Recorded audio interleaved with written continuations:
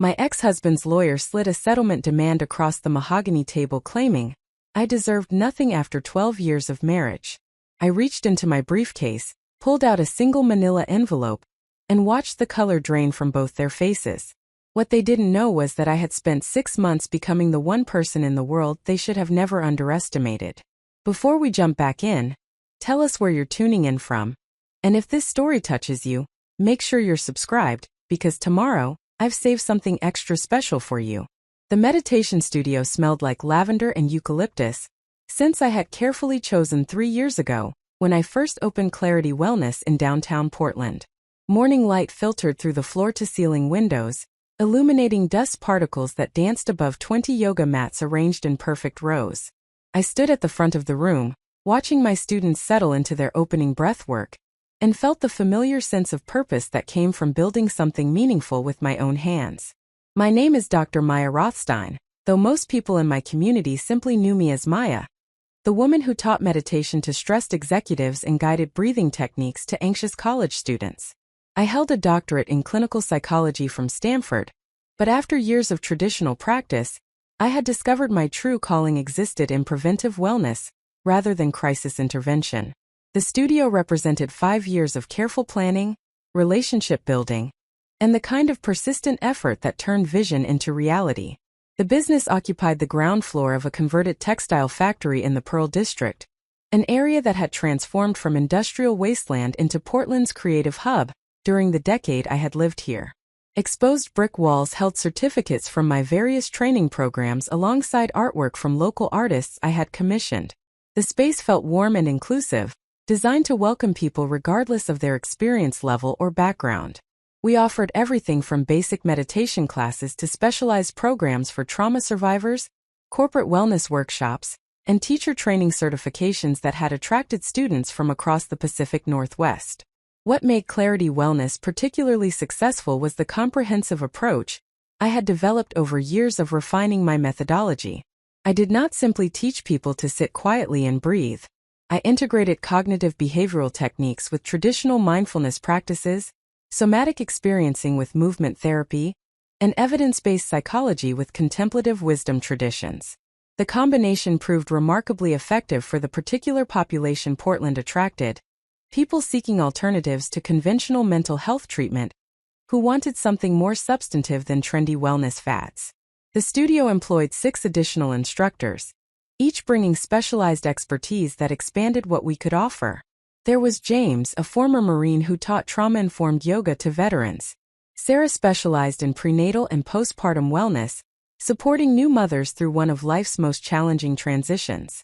Marcus brought expertise in mindfulness-based stress reduction protocols he had learned during his medical training, before deciding clinical practice was not his path. Each instructor contributed to the tapestry of services that made Clarity Wellness a genuine community resource, rather than just another yoga studio. Beyond the classes themselves, I had built partnerships with 3 major Portland hospital systems, providing wellness programs for their staff and patients. Medical professionals faced extraordinary stress, and our evidence-based approaches to burnout prevention had demonstrated measurable results in retention rates and job satisfaction scores. These corporate contracts provided financial stability that allowed me to offer sliding scale pricing for individual students who could not afford standard rates. The business model balanced profitability with accessibility, a reflection of values I had held since beginning this journey. My marriage to Derek Rothstein had been part of my Portland story from the beginning. We met during my first year here, when I was still establishing my practice and he was building his architectural firm. He designed commercial spaces with the same attention to human experience that I brought to wellness programming. We seemed perfectly matched, 2 professionals who understood the challenges of entrepreneurship and supported each other's ambitions. Our wedding took place in a restored barn outside the city, surrounded by friends from both our professional communities and the life we were building together. Derek's firm, Rothstein Design Associates, specialized in sustainable commercial architecture. He had a gift for creating spaces that balanced aesthetic beauty with environmental responsibility and functional efficiency. His projects won awards and generated the kind of positive press that attracted increasingly prominent clients. Over our 12 years together, I watched him transform from a talented designer working out of a shared studio space into the principal of a firm employing 15 people and managing multimillion-dollar projects across 3 states. Our home in the Alameda neighborhood reflected both our professional success and what I believed were our shared values. The 1920s Craftsman bungalow had been a wreck when we purchased it 8 years ago, but Derek renovated it with meticulous attention to period detail while incorporating modern sustainability features. Solar panels disguised as traditional roofing tiles, reclaimed wood floors from a demolished Portland warehouse, energy-efficient windows that matched the original wavy glass aesthetic. The house appeared in architectural magazines as an example of how historic preservation could embrace contemporary environmental consciousness. Financial arrangements in our marriage had always been somewhat separate, a structure that seemed practical given our independent businesses. I managed Clarity Wellness finances independently, maintaining business accounts and making investment decisions about expansion or equipment purchases without requiring Derek's input. He did the same with his firm. We had a joint household account for shared expenses like the mortgage, utilities, and groceries, into which we each contributed proportionally based on our respective incomes. This arrangement felt equitable and respected our individual autonomy as business owners. What I did not realize at the time was how this financial separation would later become strategically significant. I had been meticulous about maintaining clear boundaries between my business assets and our marital property, partly because my business attorney had advised it during the initial LLC formation, and partly because I valued the psychological clarity of knowing exactly what I had built through my own efforts. Every piece of equipment, every training investment, every expansion of the studio space had been funded through revenue I generated or loans secured against my business assets. The studio was mine in ways that transcended simple ownership. It represented my vision, my relationships, my professional identity separate from my role as Derek's wife. Our daily routines had a comfortable rhythm developed over years of accommodation. I woke early, usually by 5:30, to practice my own meditation before the day's demands began. Derek slept later, often working late into the night on project designs. I taught morning classes at the studio while he typically scheduled client meetings in the afternoons. We reunited for dinner several evenings a week, though both our schedules included networking events, professional obligations, and the unpredictable demands of running small businesses. The marriage had not been perfect, no relationship spanning 12 years could claim that, but I believed we had built something substantial. We navigated the normal challenges of balancing 2 careers, differing communication styles, and the evolution of 2 individuals over more than a decade together. We attended occasional couples therapy when communication broke down, which I considered a sign of healthy commitment to the relationship rather than evidence of fundamental problems. We discussed having children but never felt the timing was right, something I occasionally wondered about, but accepted as reflecting our mutual focus on career development. Looking back now with the clarity that comes only after devastating revelation, I can identify warning signs I rationalized away through trust and assumption. Derek's increasing distraction during our time together, which I attributed to the stress of managing complex projects. His new interest in fitness and appearance, which seemed like healthy midlife recommitment to wellness. The way he became protective of his phone and laptop, suddenly adding passwords he had never bothered with before. The late nights at the office that increased in frequency until they became more common than evenings at home. I rationalized each sign individually, never stepping back to see the pattern they formed collectively.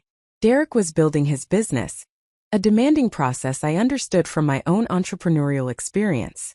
He was entitled to privacy with his devices, just as I maintained confidentiality with client information on my own technology.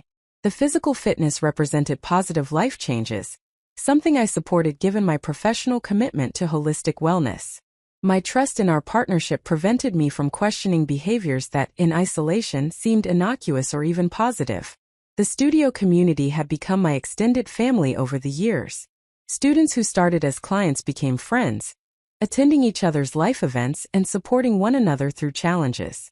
I knew about their career transitions, their relationship struggles, their health concerns. They trusted me with vulnerable aspects of their lives, and I took that trust seriously.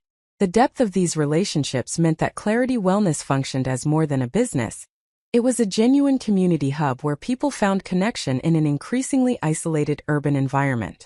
My teaching approach emphasized radical self-honesty as a foundation for meaningful growth.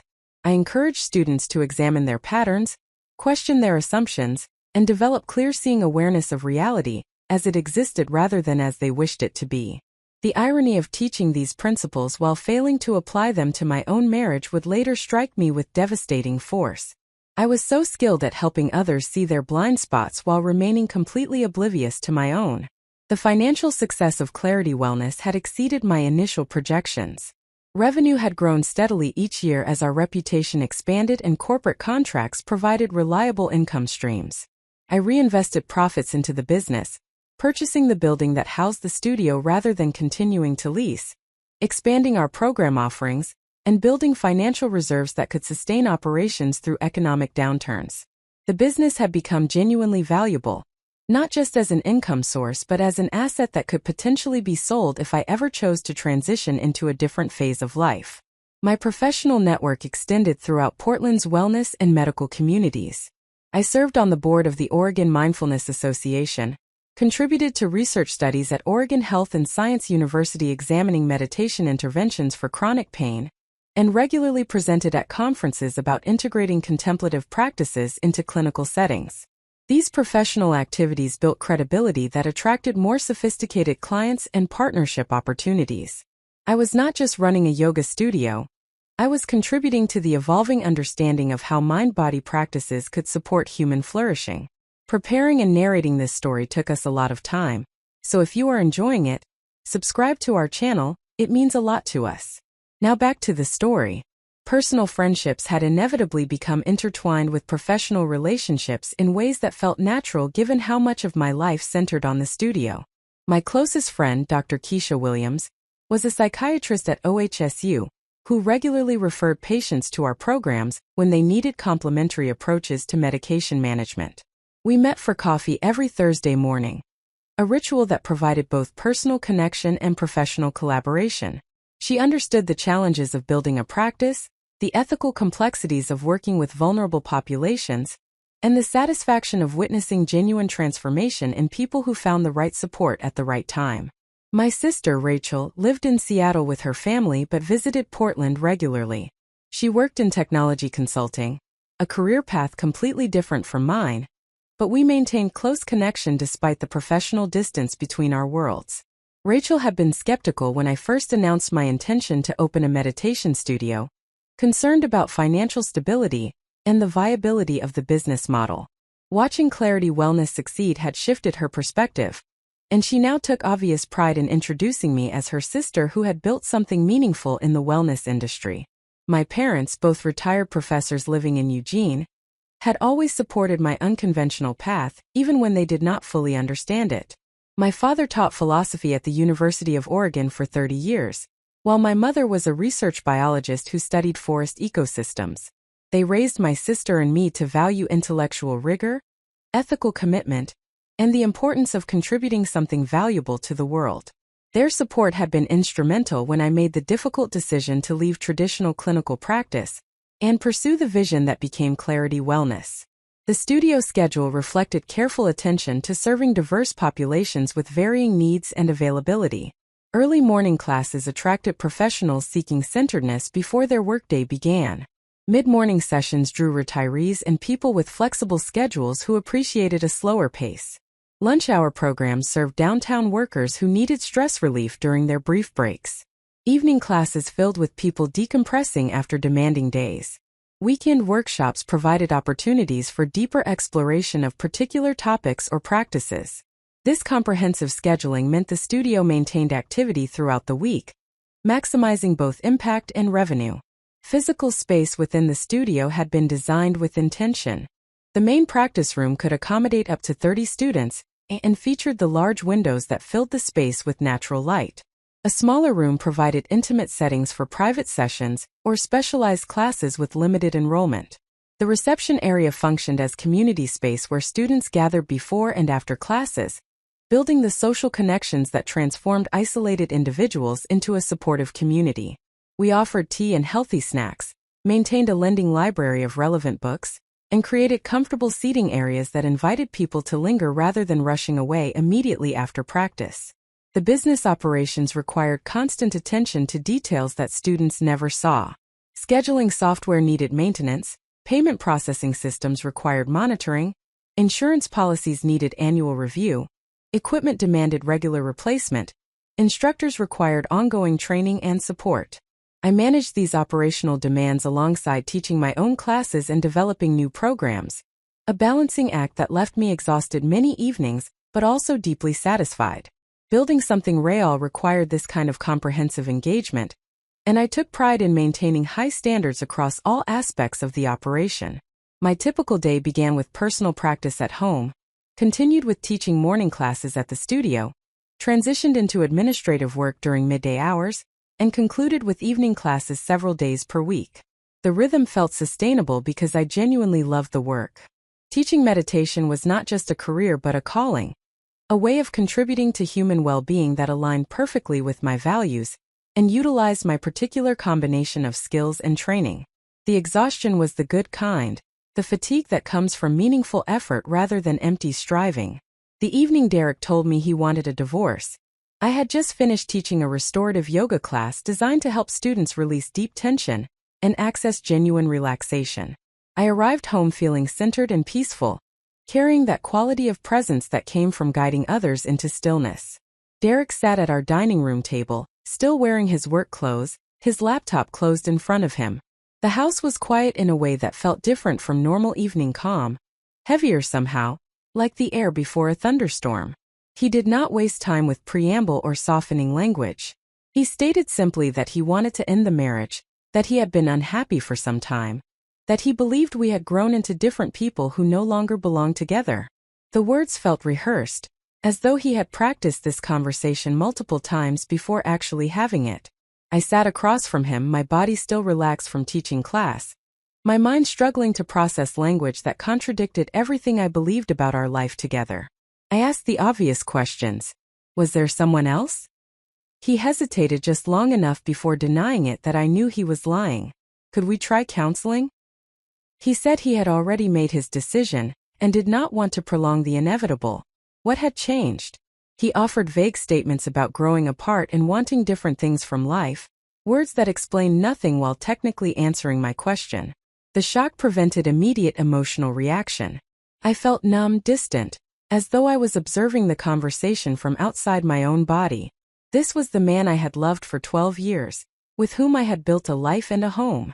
Now he sat across our dining table, the one he had designed specifically for this space, and calmly dismantled everything we had created together.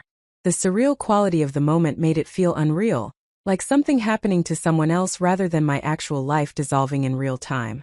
Derek moved out within a week, taking only clothes and personal items. He found a modern apartment in the South Waterfront District, one of Portland's newest developments featuring the kind of sleek contemporary design his firm created for clients. The speed of his departure suggested he had been planning this for some time, that the conversation at our dining table was the culmination of a process I had not been aware was happening. He left so much behind: furniture he had built, artwork we had chosen together, the infrastructure of our shared life. The divorce paperwork arrived 2 weeks later, delivered by a process server who appeared at the studio during my afternoon break between classes. The manila envelope contained a petition for dissolution of marriage filed by Derek Rothstein through his attorney, a prominent Portland family law specialist named Marcus Blackwell. I recognized Blackwell's name from society pages and legal directories. He represented high-net-worth individuals in complex divorce cases and had a reputation for aggressive advocacy on behalf of his clients. Reading through the initial petition in my small studio office, surrounded by the peaceful environment I had created, felt like cognitive dissonance made physical. The legal language described our marriage in cold transactional terms, reducing 12 years of shared life to property division and financial calculations. Derek was claiming that Clarity Wellness, despite being established and operated entirely by me, was marital property subject to division because it was founded during our marriage using what he characterized as joint resources. This claim was absurd based on actual facts. I had funded the studio entirely through business loans secured against my personal credit and assets, plus revenue generated through my own teaching and programs I developed. Derek had never invested $1 in Clarity Wellness, never participated in business decisions, and frankly had shown limited interest in what I was building beyond polite spousal support. Yet his petition argued that his emotional support and the stable home environment he provided had enabled my success, therefore entitling him to a portion of the business value. The legal papers sat on my desk while I taught my evening class, my mind spinning with implications while my body moved through familiar teaching sequences on autopilot. My students noticed nothing amiss. I had enough professional discipline to maintain presence despite internal chaos. But afterward, alone in the darkened studio, I finally allowed myself to feel the full weight of what was happening. My marriage was ending, my business was under threat, and the man I had trusted completely had revealed himself to be someone I did not actually know. That night marked the end of one version of my life, and the beginning of something I could not yet envision. I sat in the empty studio, surrounded by meditation cushions and yoga mats, and made a decision that would shape everything that followed. I would not simply react to Derek's divorce petition. I would not accept the characterization of myself as someone whose success was attributable to his support rather than my own effort. I would not allow him to take what I had built through years of dedicated work. I would become strategic, methodical, and absolutely prepared to protect everything I had created. But first, I needed to understand exactly what I was dealing with. The next morning would begin the process of transformation from shocked wife to someone capable of winning a war I had not chosen but would absolutely not lose. The morning after receiving the divorce petition, I woke at my usual time, but nothing about the day felt routine. The house seemed different in ways I could not immediately articulate, as though Derek's absence had altered the physical space itself rather than simply removing one person from it. I moved through my morning meditation practice mechanically, my mind refusing to settle despite years of training in exactly this skill. The irony was not lost on me that I taught presence and equanimity to hundreds of students while currently experiencing neither quality myself. I arrived at Clarity Wellness before any of my instructors, unlocking the front door as dawn light began illuminating the Pearl District streets. The studio felt like sanctuary, a space I had created that remained untouched by the chaos now invading my personal life.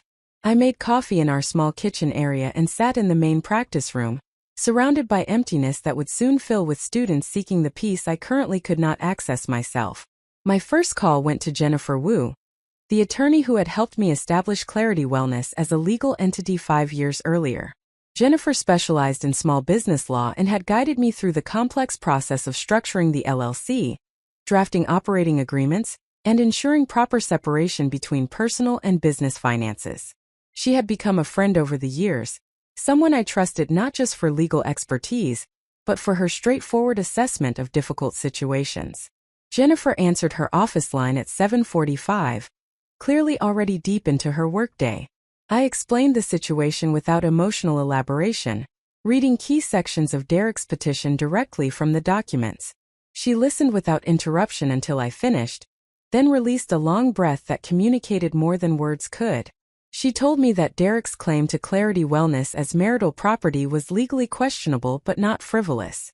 Oregon was an equitable distribution state rather than community property, which gave judges discretion in dividing assets based on multiple factors including each spouse's contribution to asset acquisition.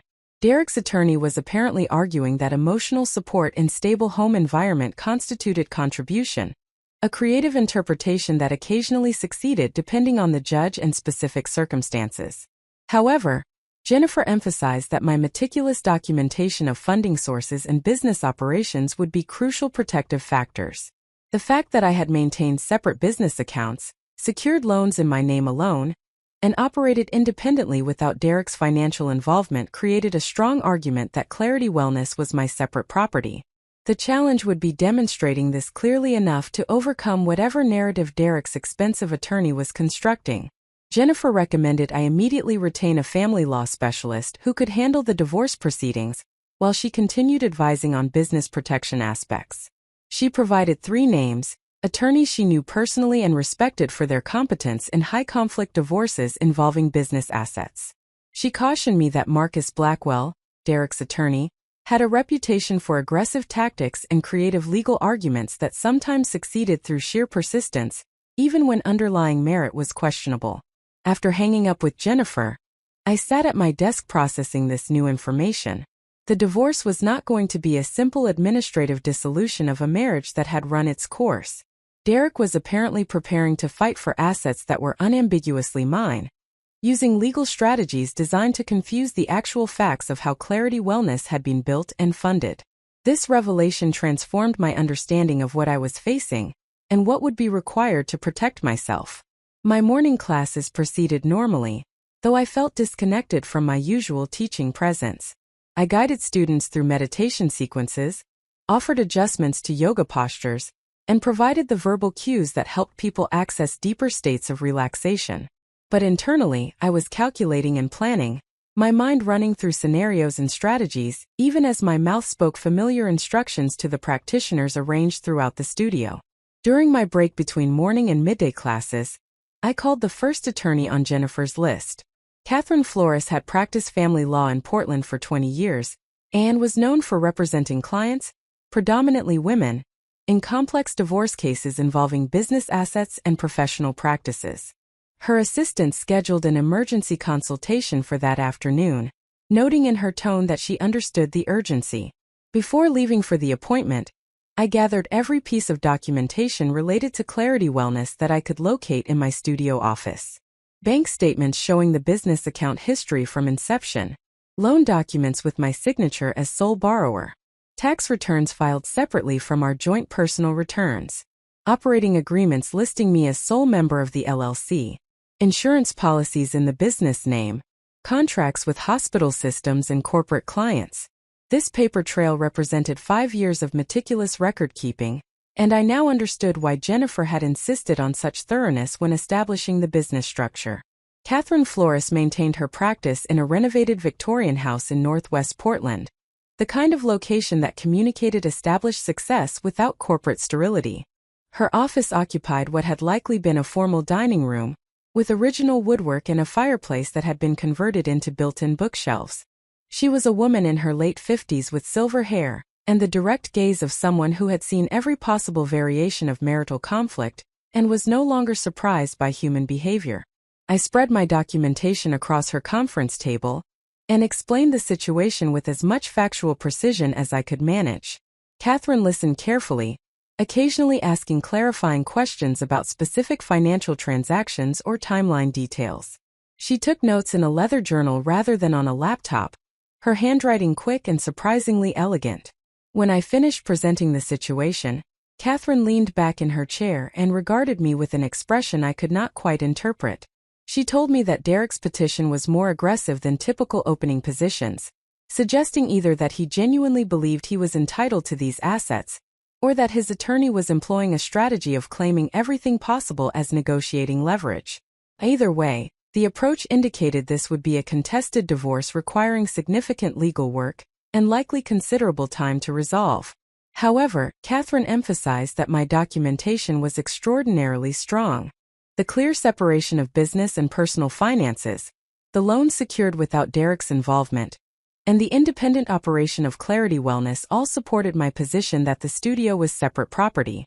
She had handled many cases where business owners lacked this kind of clear documentation and faced genuine difficulty proving what should have been obvious facts. My careful record-keeping had created a defensible position that would be difficult for Derek's attorney to overcome despite his aggressive claims. Catherine explained that her strategy would involve 2 parallel tracks. First, defending against Derek's claims to Clarity Wellness by demonstrating through documentation and testimony that the business was my separate property built without his contribution. Second, conducting discovery to understand Derek's own financial situation, including his architectural firm and any assets he might be attempting to conceal or undervalue. She cautioned that divorce litigation often revealed financial information that surprised people about their own spouses, and I should prepare myself for potentially uncomfortable discoveries. The consultation lasted nearly 2 hours, during which Catherine outlined the likely progression of the case, the documents we would need to gather, and the timeline for various legal filings and proceedings. She explained Oregon's divorce process with the patient thoroughness of someone who had guided hundreds of clients through this same journey. By the end of our meeting, I had retained her services and authorized her to file a response to Derek's petition that would contest his claims and assert my rights to property I had independently created. Driving back to the studio for my afternoon classes, I felt something shifting inside me. The initial shock and numbness were giving way to a different emotional quality, not quite anger but a cold clarity about the necessity of protecting myself against someone who was apparently willing to make claims he knew were factually incorrect. Derek was not just ending our marriage, he was attempting to take assets I had built through my own effort. This realization transformed my understanding of who he actually was beneath the person I had believed I married. That evening, rather than teaching my usual restorative class, I asked James to cover for me.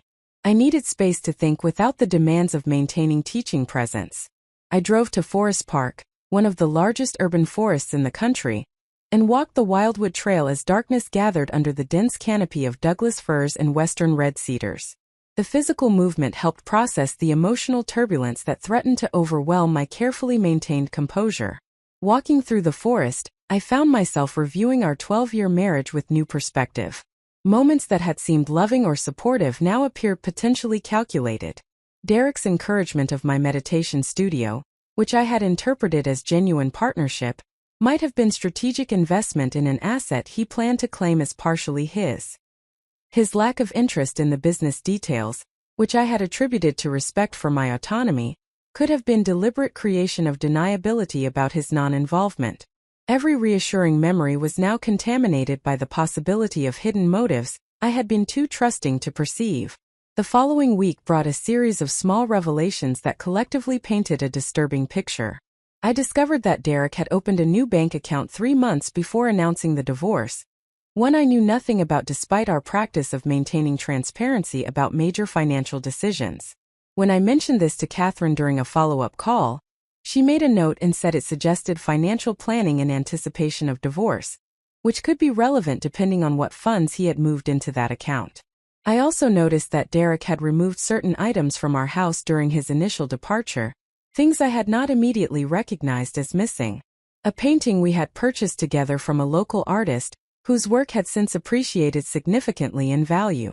A set of vintage mid-century furniture that had belonged to his grandmother, but which I had always believed would stay with the house given how perfectly it fit our craftsman aesthetic. Several pieces of expensive camera equipment he had bought but rarely used. The selective nature of what he took suggested he had prepared an inventory in advance, claiming items that held particular financial or sentimental value, while leaving behind things that did not matter strategically. More troubling was a conversation with Sarah, one of my instructors, who mentioned seeing Derek at a coffee shop in the Mississippi district with a woman Sarah did not recognize. They were sitting close together in a corner booth, engaged in intense conversation that seemed intimate rather than professional. When Sarah described the woman, young with distinctive red hair and expensive clothes, I felt something cold settle in my stomach. This was not just divorce, there was someone else. And Derek's denial when I had asked directly revealed itself as an outright lie. I asked Sarah when she had seen them together. She said it was approximately 2 months ago, well before Derek had announced his intention to divorce. This timeline meant Derek had been involved with someone else while still living in our home, still sharing our bed, still maintaining the facade of our marriage. The betrayal felt multidimensional, not just ending the relationship but doing so after already establishing its replacement, while continuing to deceive me about our reality.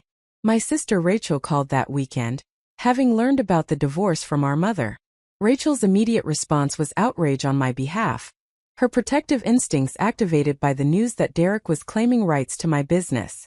She offered to come to Portland immediately, to provide whatever support I needed during this difficult time. Her fierce loyalty reminded me that I was not alone despite feeling increasingly isolated as the truth about my marriage revealed itself. I declined Rachel's offer to visit immediately but promised to call if I needed her. What I needed now was not emotional support but strategic clarity. I needed to understand exactly what I was dealing with regarding Derek's finances, his new relationship, and his true intentions regarding the divorce settlement. Catherine had explained that discovery, the formal legal process of requesting information and documents from the other party, would provide some of this information. But I was beginning to understand that I could not rely solely on the legal process to protect myself. I needed to become proactive in gathering information that would be crucial to my defense. The meditation and mindfulness practices I had taught for years emphasized acceptance of reality as it existed rather than as we wished it to be. I had apparently failed to apply this principle to my own marriage, accepting a comfortable narrative while ignoring evidence that contradicted it. Now I was determined to see clearly, to understand the full truth of my situation without the distortions of wishful thinking or residual loyalty to someone who had demonstrated he did not deserve that loyalty. I began paying attention to details I had previously dismissed. I noticed that Derek's social media presence, which had always been professionally focused on his architectural work, had recently begun including more personal content. Photos of him at restaurants I did not recognize, attending cultural events I knew nothing about, looking relaxed and happy in ways he had not appeared during our final months together. The posts did not include the red-haired woman Sarah had mentioned, but the broader pattern suggested a life he was building completely separate from our marriage, one that had been developing while we were still supposedly partners. Financial records provided another avenue for investigation. I reviewed our joint household account transactions for the past 6 months, looking for patterns or anomalies I might have missed. There were charges to restaurants during times Derek had claimed to be working late at the office, hotel charges in Portland on nights he supposedly had local client meetings that ran late. The amounts were not enormous, but the pattern was clear once I looked for it. He had been creating a separate life, funding it through our shared account, lying about his activities while I remained oblivious in my trusting naivete. I also began making discreet inquiries within Portland's architectural community, carefully structured so I appeared to be asking innocent questions rather than investigating my estranged husband. I spoke with colleagues who had worked with Derek's firm, mentioned casually that I knew he had been busy lately, and listened carefully to what they revealed in response. Through these conversations, I learned that Derek had recently brought on a new project manager, a young woman who had impressed him with her fresh perspective on sustainable design. The description matched what Sarah had told me about the red-haired woman in the coffee shop. Her name was Vanessa Chan, and she was 28 years old, recently relocated from San Francisco with a master's degree in environmental design from Berkeley. Derek had hired her 6 months ago, around the time his behavior had begun changing in ways I had attributed to work stress. The timeline was becoming devastatingly clear. He had not just met someone new, he had hired her, built a professional relationship that transitioned into something personal, and conducted this affair while continuing to live with me as though nothing had changed. I scheduled another meeting with Catherine Flores and presented everything I had discovered over the past 2 weeks. She listened with the focused attention of someone assembling a puzzle, occasionally asking questions that clarified specific points or identified gaps in the information. When I finished, she told me that this information would be valuable during discovery and potentially relevant to the property division depending on whether Derek had used marital funds to support the affair or make purchases for his girlfriend. More importantly, Catherine said, the pattern of deception demonstrated that Derek had been planning the divorce while deliberately concealing his intentions and activities. This suggested I should assume he was being similarly strategic about financial matters, potentially hiding assets or undervaluing his business in preparation for the divorce proceedings. She recommended I retain a forensic accountant who could review financial records and identify any irregularities that might indicate Derek was not being fully forthcoming about his resources and obligations. The person Catherine recommended was Thomas Brennan, a forensic accountant who had testified as an expert witness in dozens of divorce cases involving business valuation and asset tracing. Thomas agreed to meet with me the following week, after Catherine formally requested financial documents from Derek through the discovery process. He cautioned that his work could be expensive but emphasized that the cost was often justified by what his analysis revealed about hidden assets or misrepresented financial positions.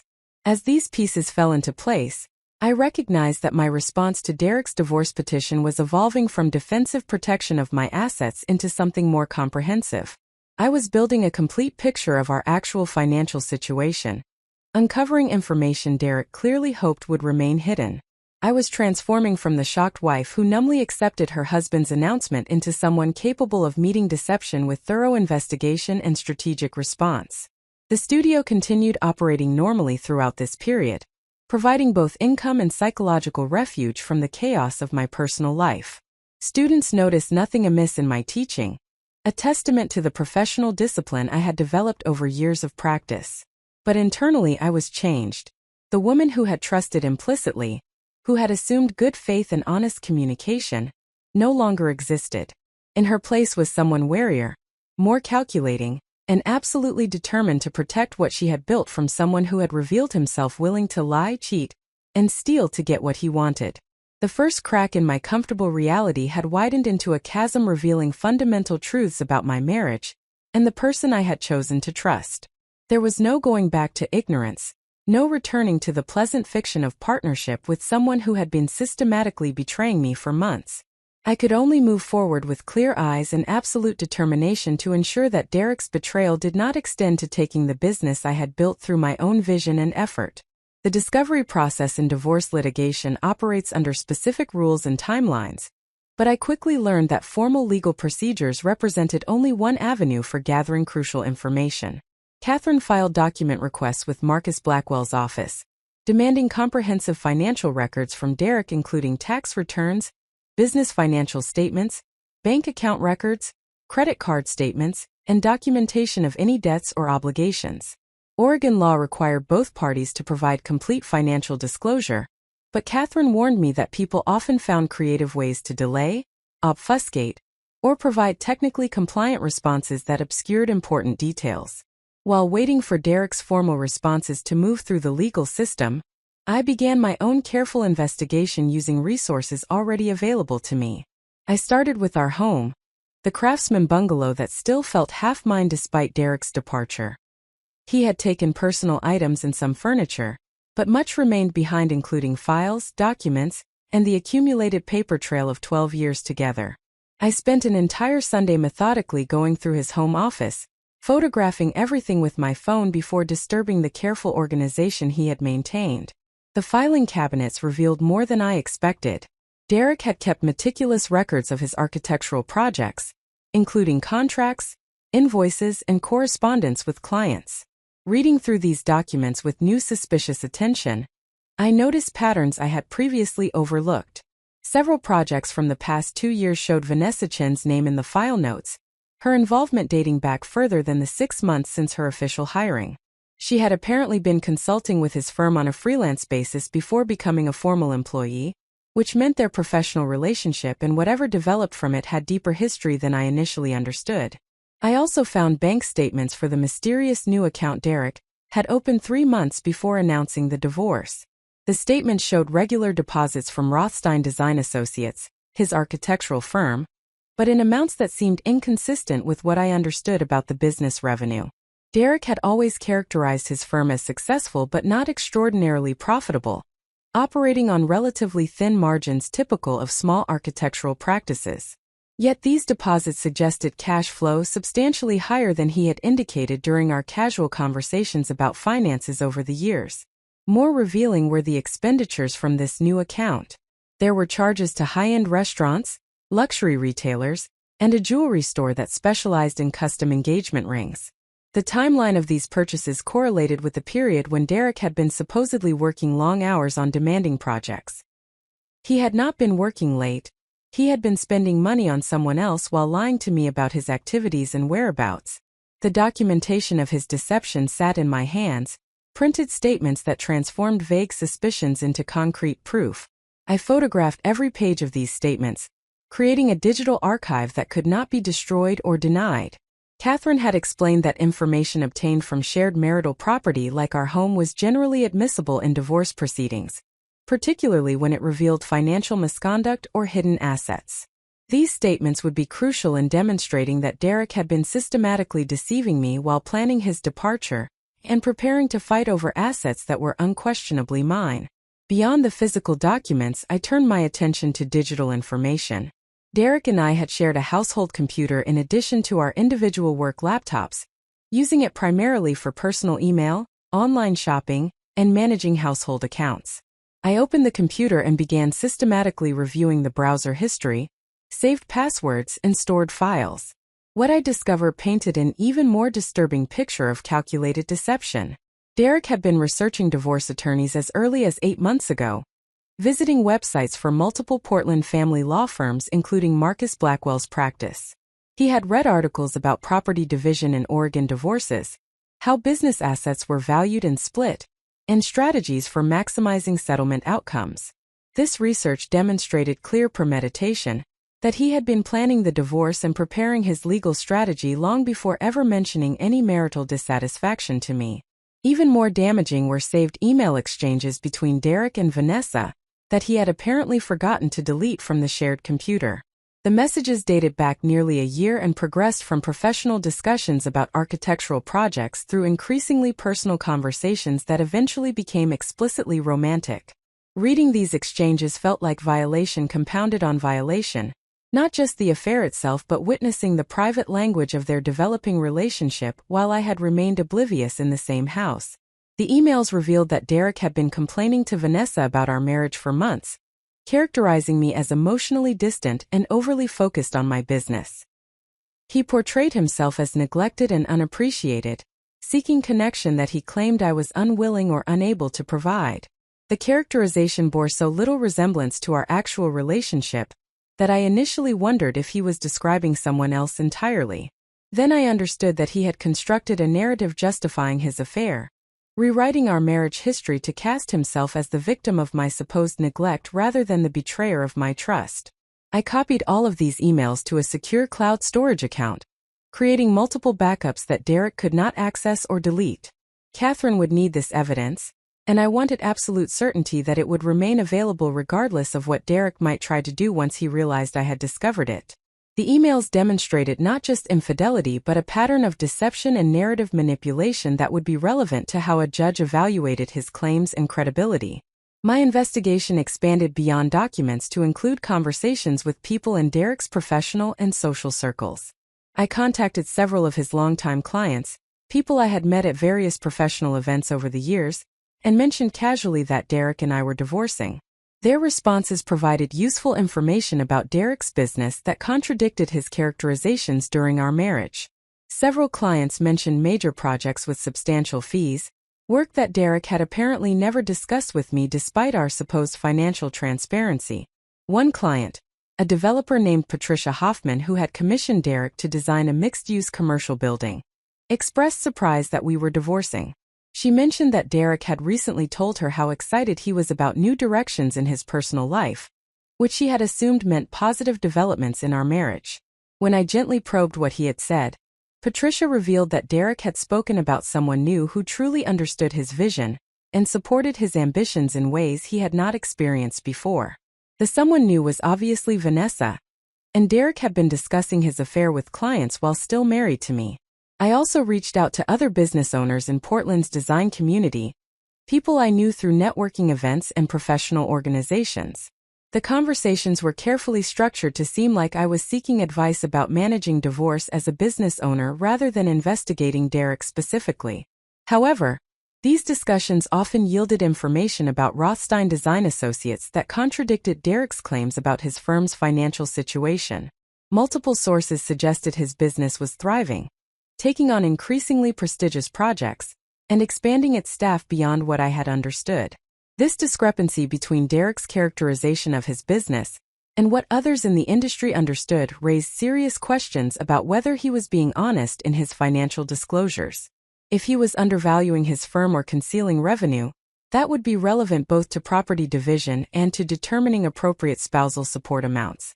Catherine had suspected he might attempt this kind of financial manipulation, which was why she had recommended the forensic accountant. Now I had multiple sources suggesting her suspicions were well-founded. My friendship with Keisha, the psychiatrist who regularly referred patients to Clarity Wellness, proved unexpectedly valuable during this investigation phase.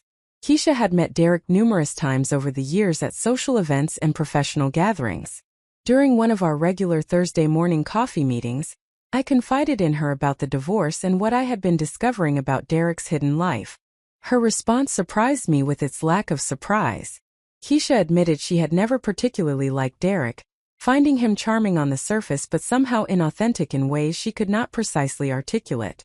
As a psychiatrist, she was trained to read subtle behavioral cues and emotional incongruence. She said Derek had always struck her as someone performing a role rather than genuinely engaging with people, maintaining careful control over how he presented himself in ways that suggested he had something to hide. At the time, she had dismissed her discomfort as personal prejudice, but now it seemed her instincts had been detecting real problems I was too close to perceive. More specifically, Keisha mentioned that she had seen Derek approximately 2 months ago at a gallery opening in the Pearl District.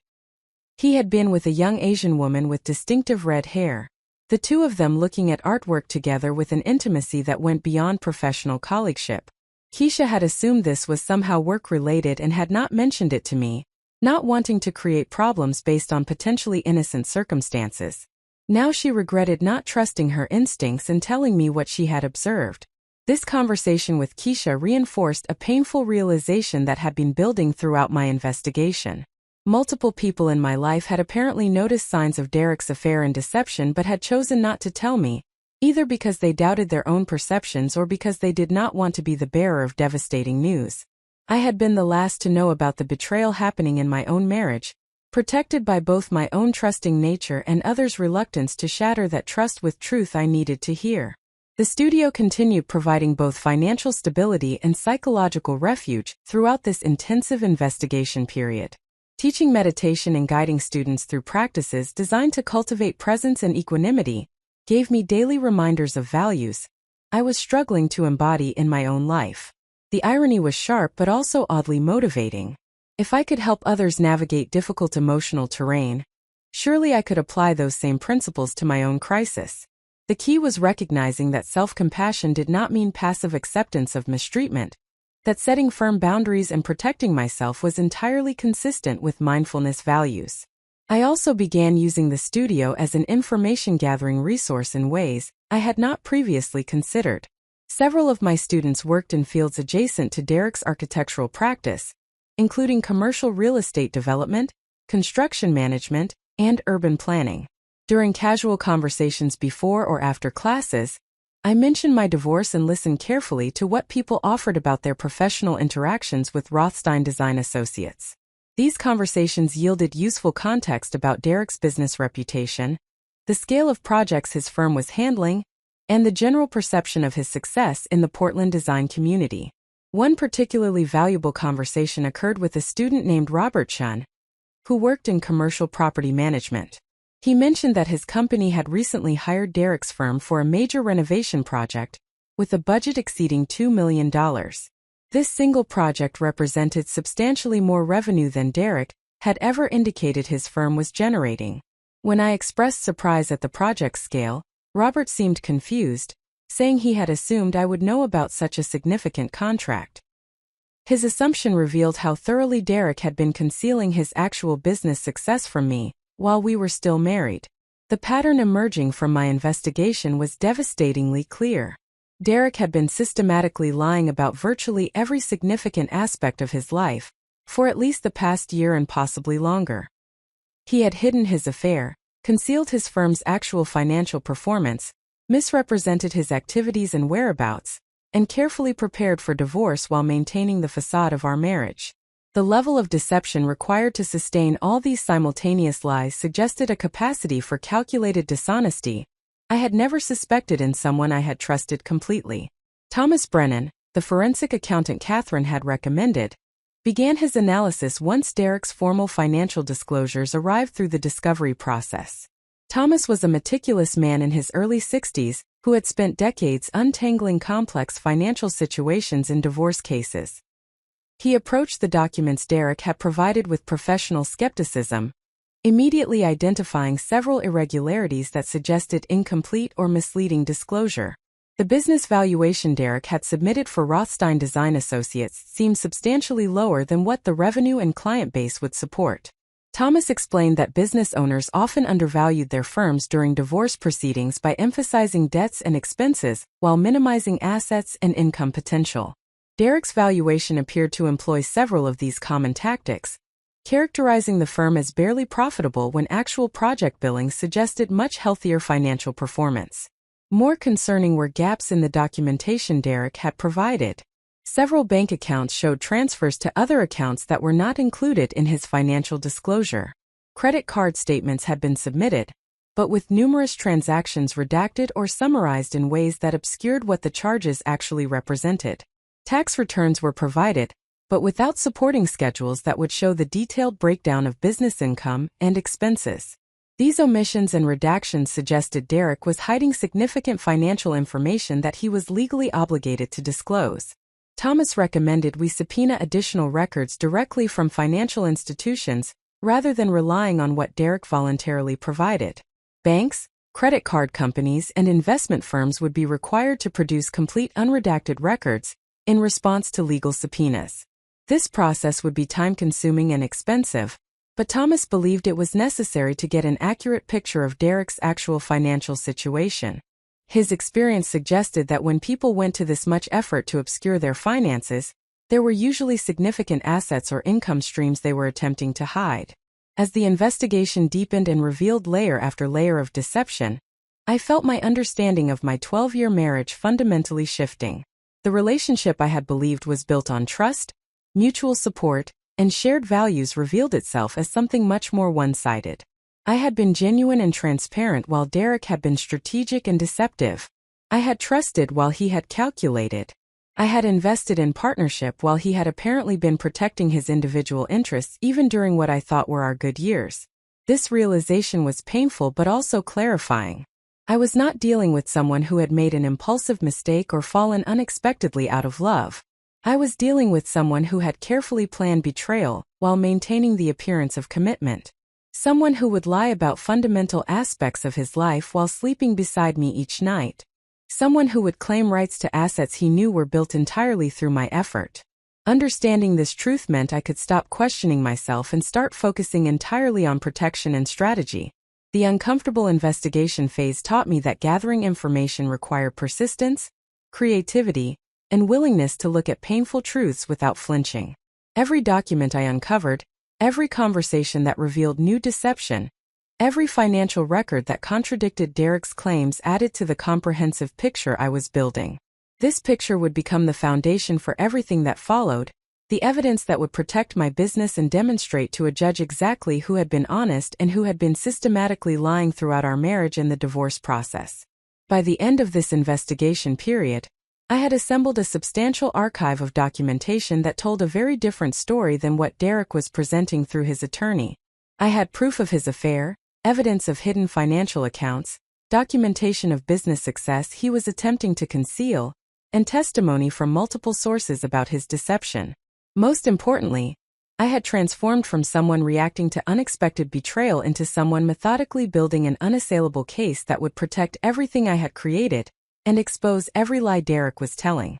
The formal deposition was scheduled for a cold Tuesday morning in March, 3 months after Derek had first announced his intention to divorce. Depositions represented a crucial phase in divorce litigation where attorneys could question parties under oath, creating testimony that could be used later in court proceedings. Catherine had prepared me extensively for my own deposition, but she had also strategically scheduled Derek's deposition first, believing that his testimony would likely reveal inconsistencies or admissions that would strengthen our position. Marcus Blackwell's law office occupied the top floor of a glass tower in downtown Portland with panoramic views of the Willamette River and Mount Hood in the distance. The conference room where depositions occurred was deliberately intimidating, designed to make witnesses feel the weight and seriousness of legal proceedings. A court reporter sat ready with her stenography machine, prepared to create the official transcript of everything said during the hours ahead. Catherine sat beside me, her calm presence providing reassurance as we waited for Derek to arrive with his attorney. Derek entered the conference room precisely on time, dressed in an expensive charcoal suit I had never seen before. He avoided eye contact with me, focusing instead on greeting the court reporter and arranging his materials on the polished table. Marcus Blackwell followed, carrying multiple thick binders that presumably contained the evidence and documentation he planned to reference during questioning. The attorney was exactly as I had imagined from his reputation, impeccably dressed, supremely confident, and radiating the kind of aggressive competence that made him successful in high-conflict litigation. Catherine began her questioning methodically, establishing basic facts about Derek's background, education, career progression, and the timeline of our relationship and marriage. Derek answered these preliminary questions smoothly, his voice steady and his demeanor professional. He had clearly been coached extensively by Marcus Blackwell about how to present himself during deposition testimony.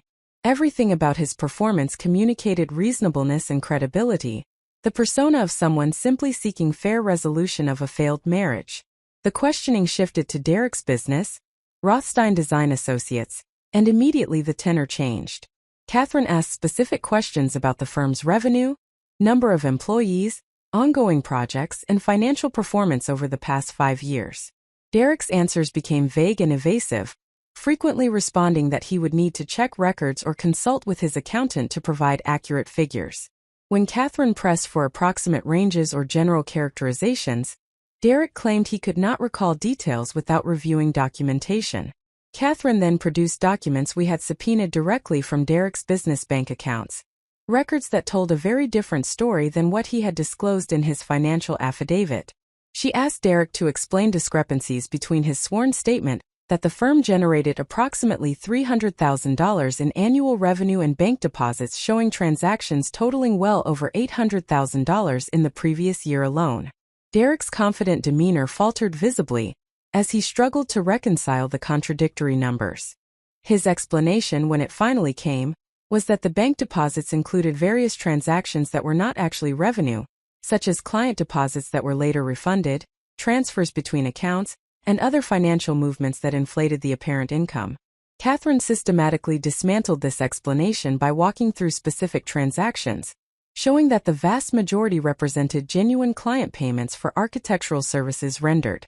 With each exchange, Derek's credibility eroded as the transcript documented his attempts to mischaracterize clear evidence of his firm's actual financial success. The deposition continued for hours, Catherine methodically working through every aspect of Derek's financial disclosure and revealing problems with nearly every element. His claimed business valuation of $400,000 appeared absurd when compared to actual revenue, client contracts, and industry standards for architectural firm valuations. His list of business expenses included numerous questionable items that appeared to be personal rather than legitimate business costs. His characterization of business debts included loans that had already been repaid, but which he listed as ongoing obligations. Most damaging was Catherine's questioning about specific expenditures during the year before Derek announced the divorce. She produced credit card statements and bank records showing thousands of dollars spent at high-end restaurants, luxury retailers, hotels, and jewelry stores. Derek initially claimed these were business expenses related to client entertainment and development. Catherine then revealed that we had obtained testimony from several of his major clients confirming they had never been taken to these particular establishments and had no knowledge of Derek conducting business at the hotels where charges appeared. Derek's face underwent a visible transformation as he realized the trap he had walked into. He had claimed business expenses for personal spending related to his affair with Vanessa, creating a paper trail that simultaneously demonstrated misuse of business funds and confirmed the relationship he had previously denied. Marcus Blackwell called for a break, pulling Derek into a private conference room where I could only imagine the conversation occurring as the attorney realized his client had been systematically lying about fundamental aspects of the case. When the deposition resumed after 30 minutes, Derek's demeanor had changed completely. The confident professional had been replaced by someone who looked cornered and desperate. Catherine resumed questioning, now focusing specifically on Vanessa Chun and the timeline of their relationship. Derek admitted they had been involved for approximately 10 months, acknowledging that the relationship had begun while he was still living with me, and before he had mentioned any marital problems or intention to divorce. Catherine asked whether Derek had used marital funds to support the relationship with Vanessa. After a long pause and visible internal struggle, Derek admitted that some of the charges on our joint credit card and the household account had been for expenses related to Vanessa. Dinners, gifts, hotel rooms, all funded through accounts that contained my contributions as well as his. The admission meant Derek had not only betrayed our marriage but had done so using money that was partially mine, adding a financial dimension to the emotional violation. The questioning turned to Derek's claims regarding Clarity Wellness, my meditation studio. Catherine asked Derek to explain his basis for claiming the business was marital property subject to division. Derek stated that his emotional support and the stable home environment he provided had enabled me to build the business successfully, therefore entitling him to share in its value. Catherine asked him to identify any specific financial contributions he had made to Clarity Wellness. Derek admitted he had never invested money directly in the business. Catherine then asked whether Derek had participated in business decisions, helped develop programs, contributed to marketing efforts, or provided any concrete assistance in building or operating the studio. Derek acknowledged he had not been involved in any of these aspects. When Catherine asked what specific support he had provided that he believed entitled him to ownership interest, Derek's response was vague and increasingly untenable. He mentioned being supportive when I talked about business challenges and providing encouragement during difficult periods. Catherine produced my business formation documents, loan applications, bank statements, and operating records, all showing my name exclusively with no indication of Derek's involvement or contribution. She asked Derek to identify any document showing his participation in or contribution to Clarity Wellness. He could not. The transcript now contained Derek's own admission under oath that he had no legitimate basis for claiming ownership interest in a business he had never funded, never operated, and never contributed to in any meaningful way beyond generic spousal encouragement. The final devastating revelation came when Catherine asked about the new bank account Derek had opened 3 months before announcing the divorce. She produced statements for this account showing Derek had systematically transferred money from our joint household account and from his business into this separate personal account that I had no access to and no knowledge of until after he left. The transfers totaled over $60,000, money that should have been available for household expenses and joint obligations, but which Derek had secreted away in preparation for divorce. Marcus Blackwell objected repeatedly during this line of questioning, but the facts were undeniable and Derek's admissions were already on the record.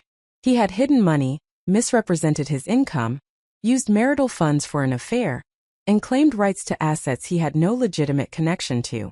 The deposition transcript would document all of this, creating a permanent record that would be available to the judge and would fundamentally undermine Derek's credibility on every contested issue in the divorce.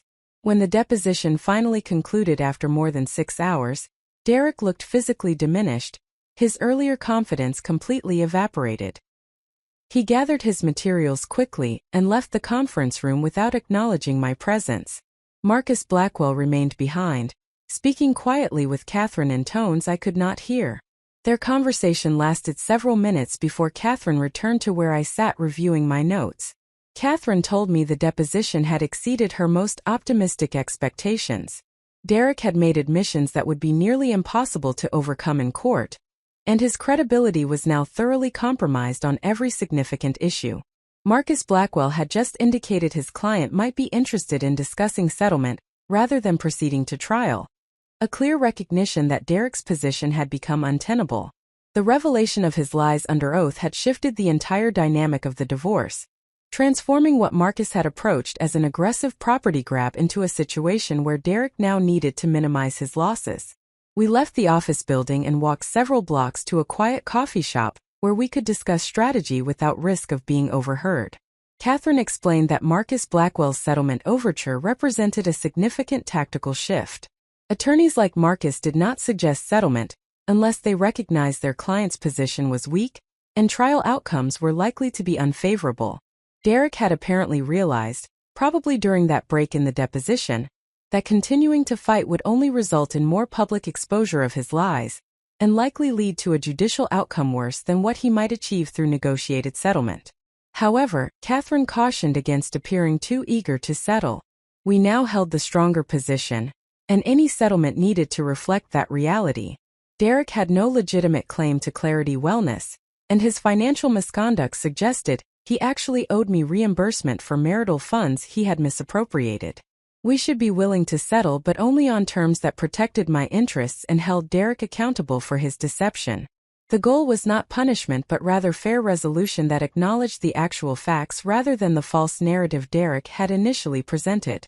That evening, I sat in my home office reviewing the day's events and feeling emotions I struggled to categorize.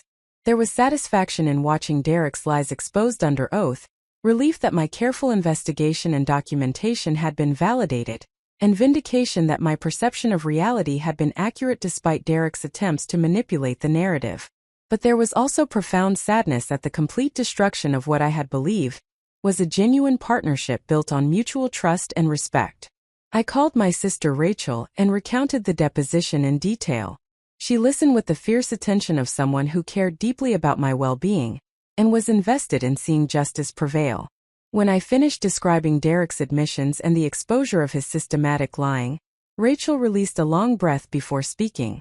She told me she was proud of how I had handled an impossible situation, transforming from the shocked wife who received divorce papers into someone capable of methodically building an unassailable case that protected everything I had created. Rachel also acknowledged what I had been feeling but had not articulated. The revelation of Derek's true character was devastating precisely because it required accepting that my understanding of our entire relationship had been fundamentally flawed. The man I married or thought I married was not who Derek actually was beneath the carefully maintained facade. This realization meant grieving not just the end of the marriage but the loss of the version of our shared history I had believed was real.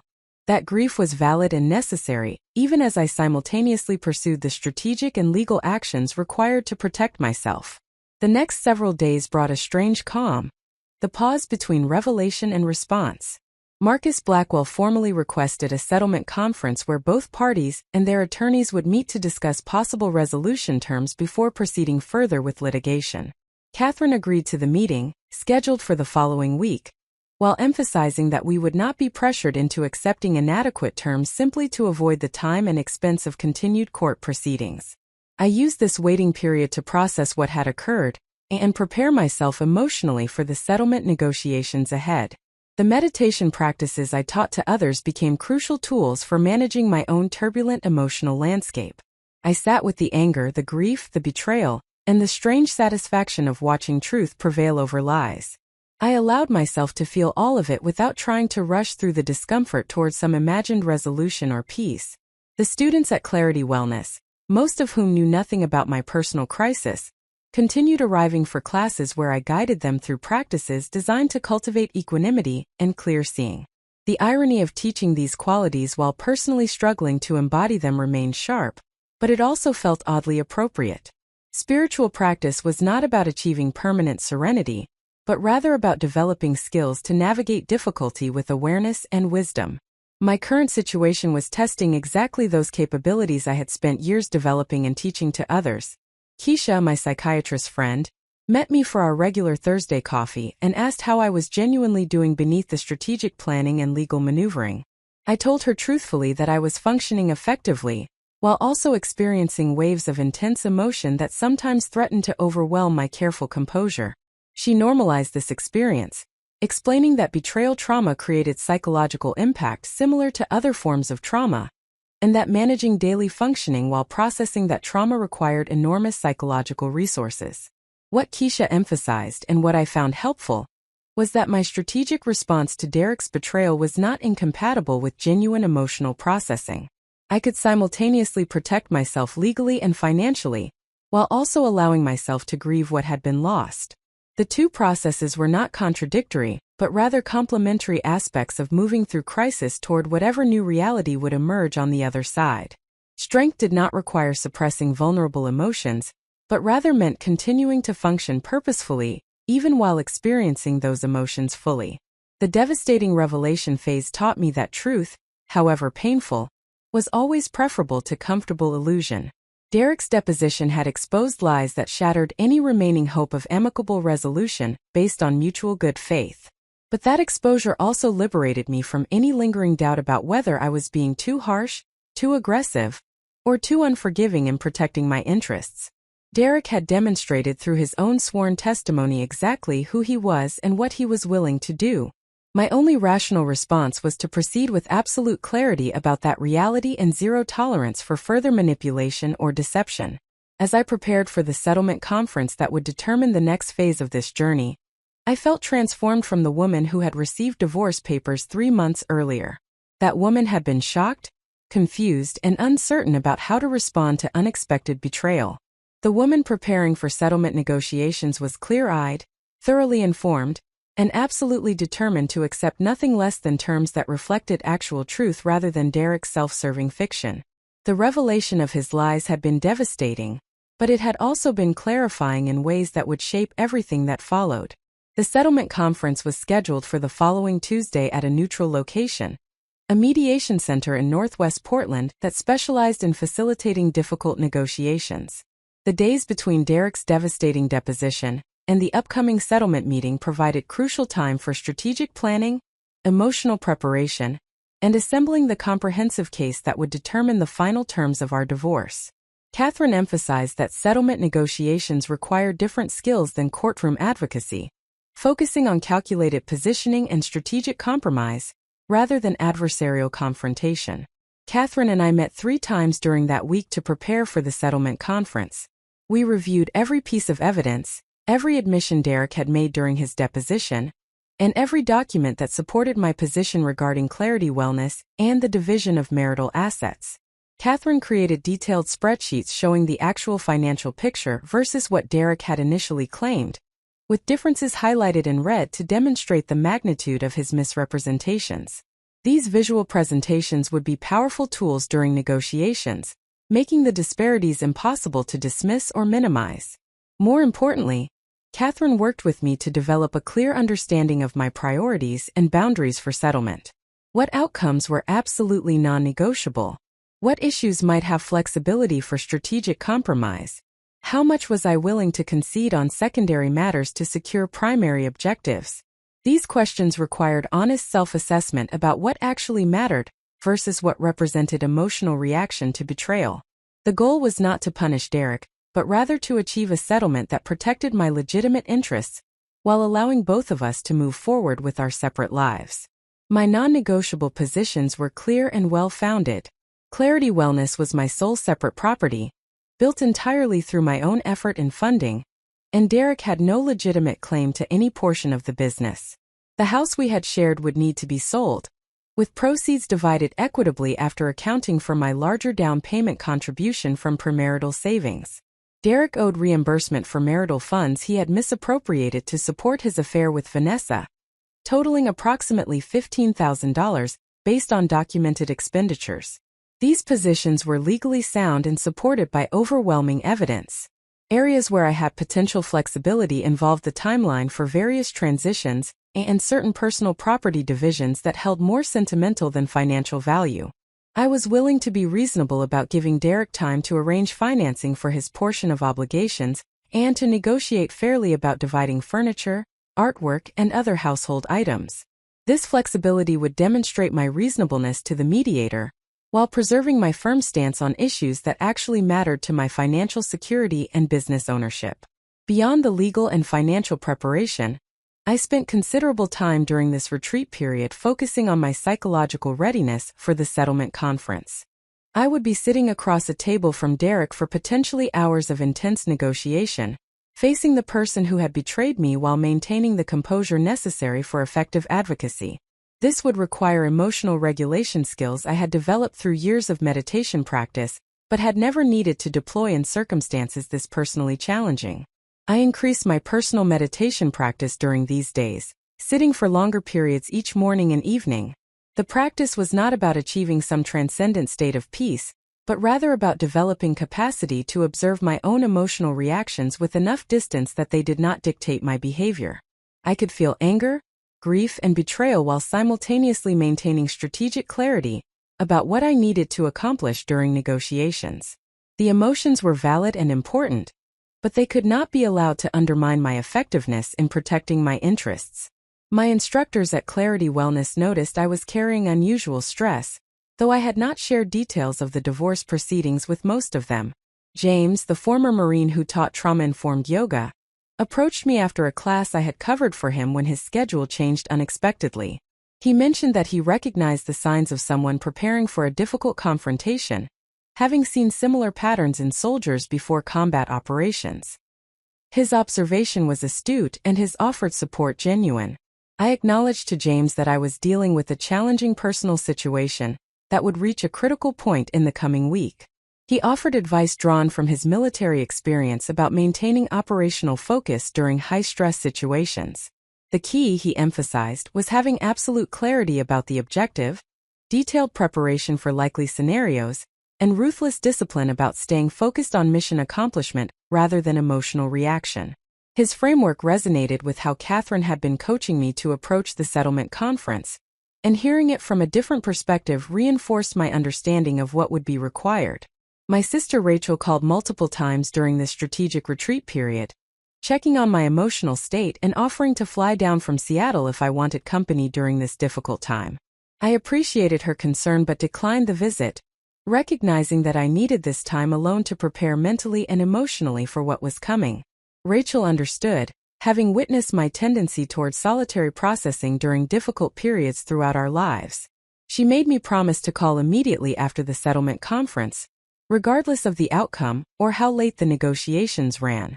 I also spent time during these days thinking carefully about what I wanted my life to look like once the divorce was finalized.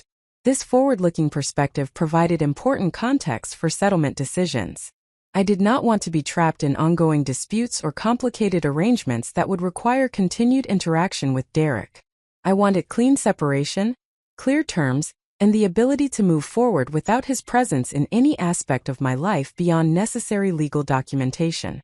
This clarity about my ultimate goal influenced my willingness to compromise on timing and minor issues in exchange for finality and independence. The studio's financial performance during this period remained strong, providing both practical stability and psychological reassurance that my business would survive the divorce intact. Monthly revenue continued meeting projections, corporate contracts renewed on schedule, and new students enrolled in our programs at healthy rates. This business success demonstrated concretely what I already knew intellectually, that Clarity Wellness existed independent of my marriage and would continue thriving regardless of what happened in the divorce settlement. I reviewed my business plan and 5-year projections, reminding myself of the vision I had been building toward before Derek's betrayal disrupted my focus. The studio had potential for continued growth through expanded corporate partnerships, additional instructor training programs, and possibly opening a second location in a different Portland neighborhood. These possibilities represented the future I was fighting to protect through the divorce process. Derek would not take the business I had built, and he would not derail the trajectory I had been developing through years of strategic effort. Thomas Brennan, the forensic accountant, completed his comprehensive analysis of Derek's financial situation and presented his findings during a meeting 2 days before the settlement conference.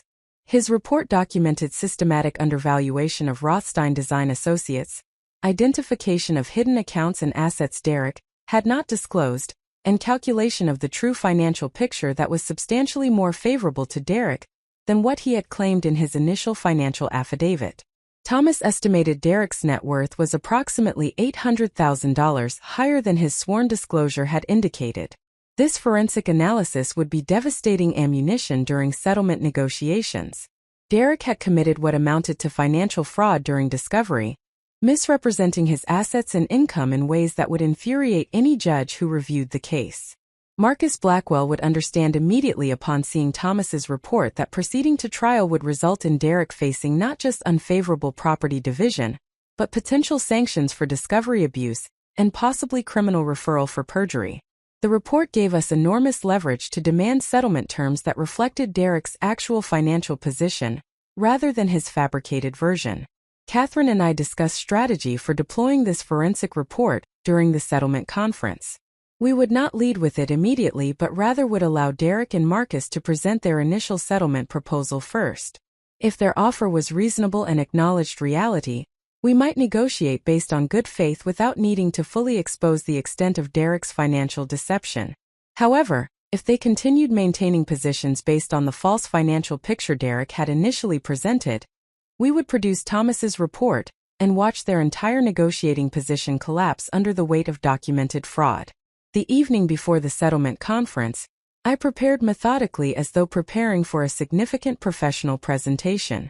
I selected my clothing carefully, choosing a tailored navy suit that projected professional competence and authority. I assembled all my materials in organized folders, with key documents flagged for quick reference during negotiations. I prepared myself mentally by visualizing the conference room, the likely dynamics, and my own responses to various scenarios that might unfold. This preparation reduced anxiety by transforming the unknown into something I had already mentally rehearsed. I also spent time that evening with Fortune, the golden retriever Emma and I had adopted after Derek left. The dog had become an unexpected source of comfort and grounding during this difficult period. Walking her through the neighborhood, throwing tennis balls in the backyard, and simply sitting with her steady, uncomplicated presence provided relief from the strategic calculations that dominated most of my waking thoughts. Fortune's existence represented one of the small freedoms that had returned after Derek's departure, the ability to make decisions about my own life without needing to accommodate his preferences or restrictions.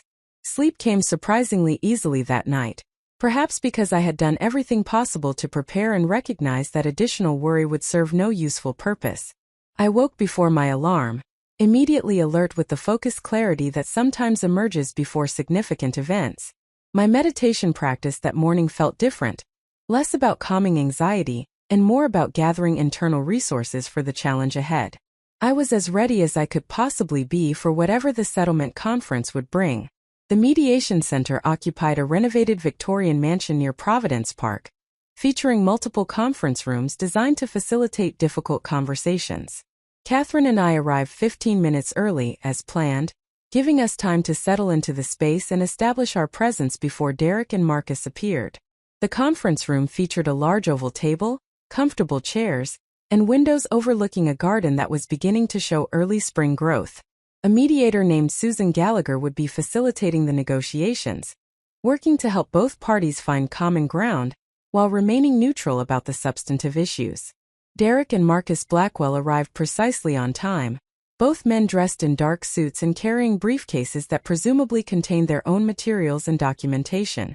Derek looked noticeably thinner than when I had last seen him at the deposition 3 weeks earlier, his face drawn and his eyes avoiding direct contact with mine.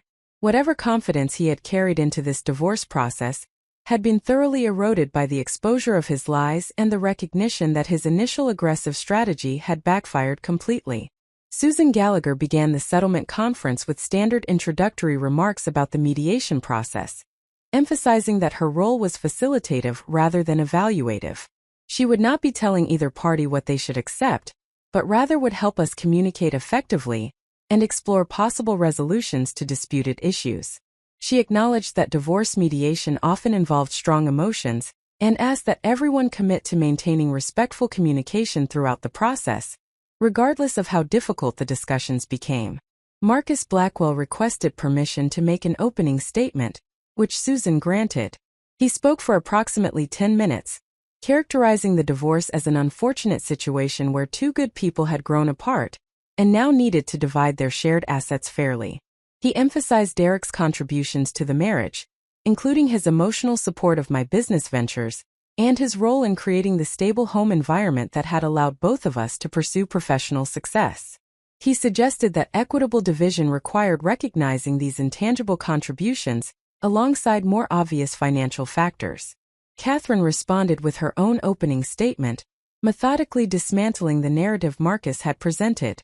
She noted that Derek had systematically lied about his financial situation, misappropriated marital funds to support an extramarital affair, and claimed ownership interests in a business he had never funded or contributed to in any meaningful way. She emphasized that my position was based on documented facts rather than creative characterizations, and that any settlement needed to reflect actual truth rather than convenient fictions that served Derek's financial interests. The opening statements established the parameters of negotiation, and Susan suggested we begin with areas of potential agreement before addressing the most contentious issues.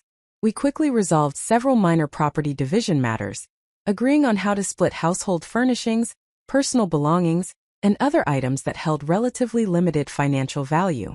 These early agreements created momentum and demonstrated that productive negotiation was possible when both parties operated in good faith. The discussion then turned to the house, where we reached agreement more quickly than I had anticipated. Derek acknowledged that my larger down payment from premarital savings meant I should receive a greater share of the proceeds from selling the property. We agreed on a formula that would give me 60% of the net proceeds after paying off the mortgage and selling costs, with Derek receiving 40%. Both parties would share equally in the costs of preparing the house for sale, and would work together to select a real estate agent acceptable to both of us.